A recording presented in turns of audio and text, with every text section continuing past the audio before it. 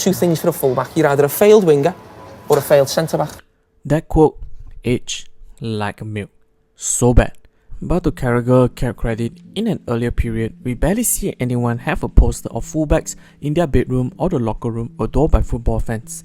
Because not many people will grow up and say their ideal position is to play on the fullback, due to their non-eye-catching, rather a position get absolute trick as the background for many wingers. But there were exceptions of well-known fullbacks like Pablo Maldini and Roberto Carlos. However, in the modern era, the rocketeer importance of fullbacks had displayed a huge amount of fullbacks names like both Liverpool, Andy Robertson and Trent Alexander-Arnold. Besides, due to the rising usage of inverted wingers and inside forwards, further seals the fullbacks being one of, if not the most crucial position to play. In nowadays, the increase of technicality and the tactical use on the fullbacks eventually evolved a number of types of fullbacks. So in this video, we'll have a look in the different types of fullbacks, including an extension of wingbacks. In case you didn't know, what's up ladies and gentlemen, I am Marvin, codename CM. Welcome to the Code United channel once again. If you in any shape or form stumble into this channel and somehow someway like this kind of content, do please like, share and subscribe to this channel, as each of your precious subscription will be a massive motivation for me to upload new content. And don't forget to ring the notification bell for every new upload. With that said, let's get straight into the video. Before we get into the category of fullbacks, let's briefly discuss on what does a fullbacks do in the football pitch. In the traditional 4-4-2 role, fullback was tasked to withhold opponent wingers and prevent from delivering comfortable crosses into their own box, but also at the same time providing a support on their own flanks partner with their respective wingers.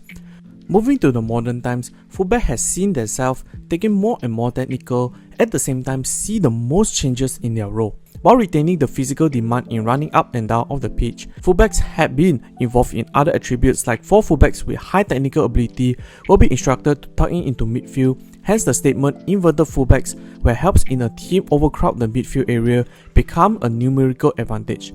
Meanwhile, if a team plays a wingerless role of 4-4-2 diamond or a compact midfield or a 4-2-3-1 formation, fullbacks were given the freedom to stay close to the sideline, act as the player spreading the width for the team. As an atypical fullbacks, in some cases fullback with high passing range and creativity ability will be instructed as the main output on the offense, normally will stay on high and wide on the field with constant instruct to provide crosses into their box from either flanks or even be a threat towards goal. Starting with a more traditional defensive fullbacks for the likes of former Man Utd, Gary Neville, Wes Brown and Ashley Cole, in the modern times will be Ferland Mendy and Aaron Wan-Bissaka.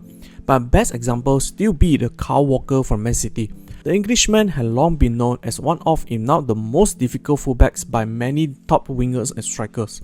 The likes of Neymar Jr. and Eden Hazard had identified Walker as their toughest direct opponent, due to the fact Walker possessed unusual strength and pace that easily matched any tricky wingers, capable to take up the whole right flank defensively on his own.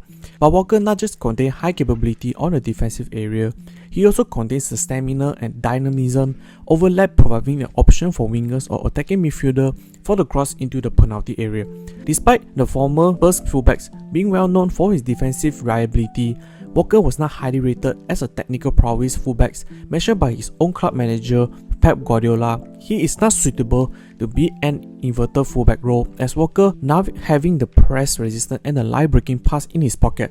In addition, Walker put in the inverted fullback role also eliminate his defensive strength, as his position will be far further forward, unable to catch out the wingers getting a head start.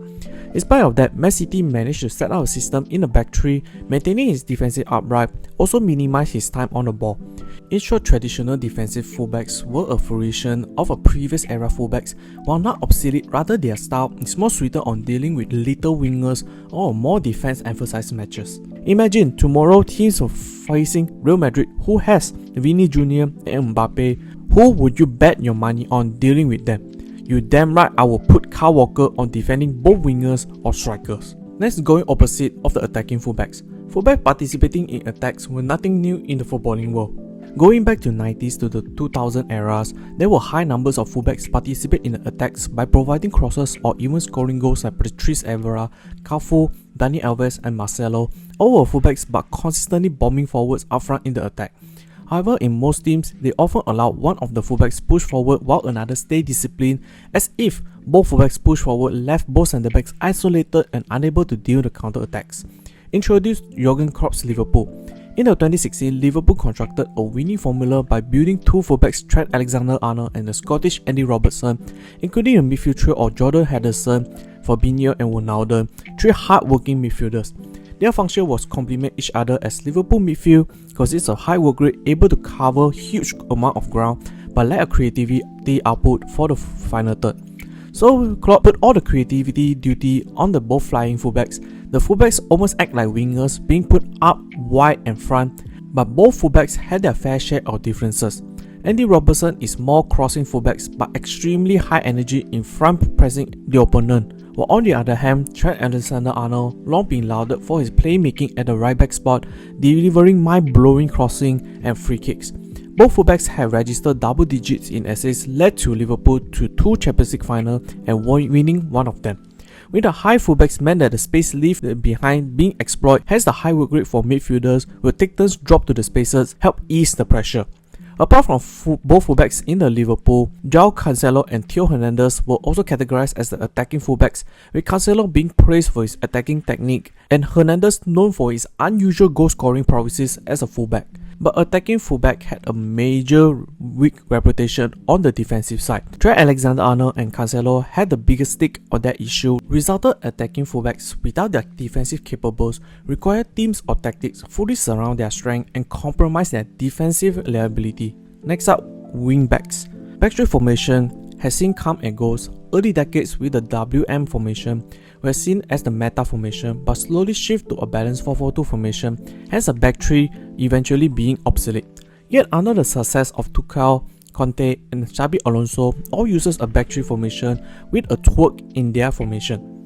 In their formation, they utilize a fullbacks differently. Instead of pairing with a winger, they basically own their whole flank, hence the term wingback was born. Wingback is considered a variation of fullbacks where they were more adventurous and more emphasized on attacking, and a typical the most stamina and the quickest player in the squad, due to their role revolving constant providing attacking cross while tracking back on defense. Example of wingbacks were Reece James, Malo Gusto, and both Leverkusen player Frimpong and Grimaldo. Go even earlier, Roberto Carlos flourished himself as a dangerous left wingback.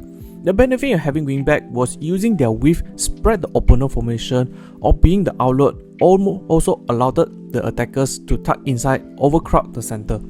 But the disadvantage for them is usually wingback often face 2v1 situation due to teams with the back 4 formation will have their wingers and fullbacks direct attacking on them.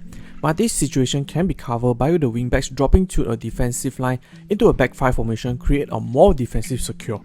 Lastly, all-rounder fullbacks.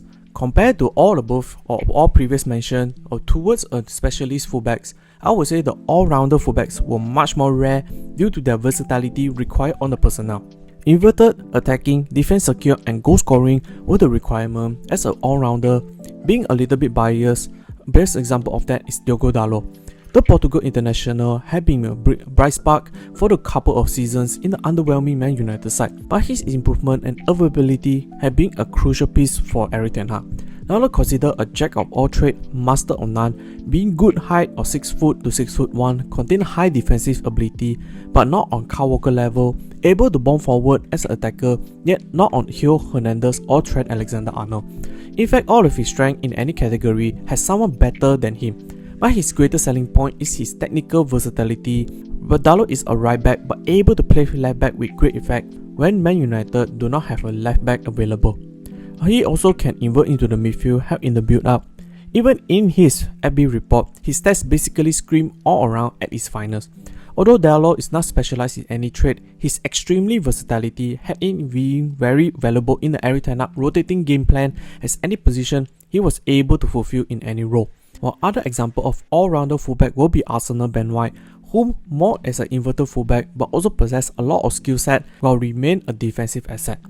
In short, all-rounder fullbacks have many positive attributes, but none of them were top class, but made them highly usable in many tactics or systems, led to them on paper of very valuable players.